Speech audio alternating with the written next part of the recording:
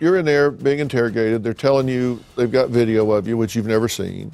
They're telling you that they know you did this. You're saying you know you did. Now, on August 29th, shooting at 11:05 in the morning. 11:03 and 11:05, you say you're in Glendale on the phone calling your grandfather. Yes, sir. In Florida. Now, there's another shooting at 10:15 p.m. that night. And at 10:15 that night, you say you're in bed.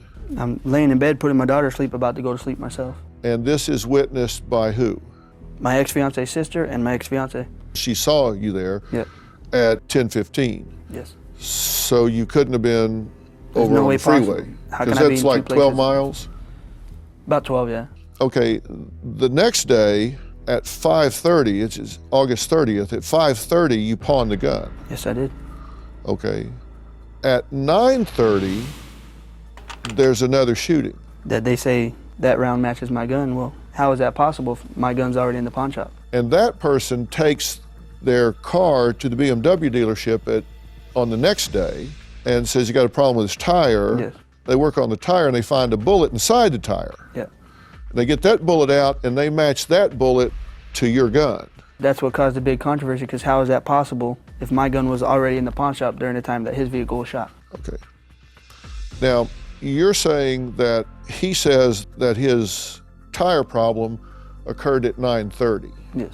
And you say they're now trying to convince him that his tire problem happened earlier, he just didn't notice it till 9:30.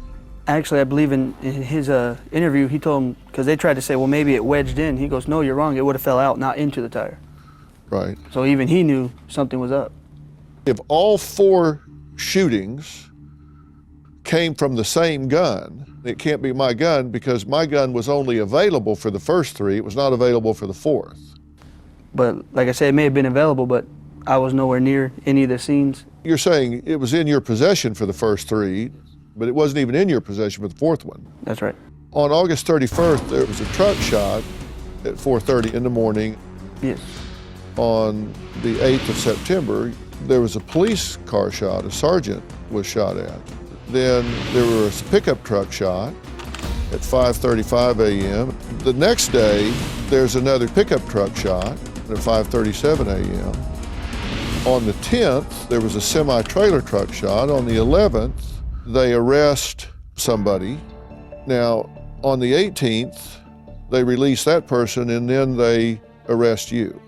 Yeah. Okay, so these things all happen before you're arrested, but after you've pawned your gun. Yes. So how could I be still shooting at cars? How could I be responsible for any of them? These things keep going on when you don't have your gun, is my point. Yes.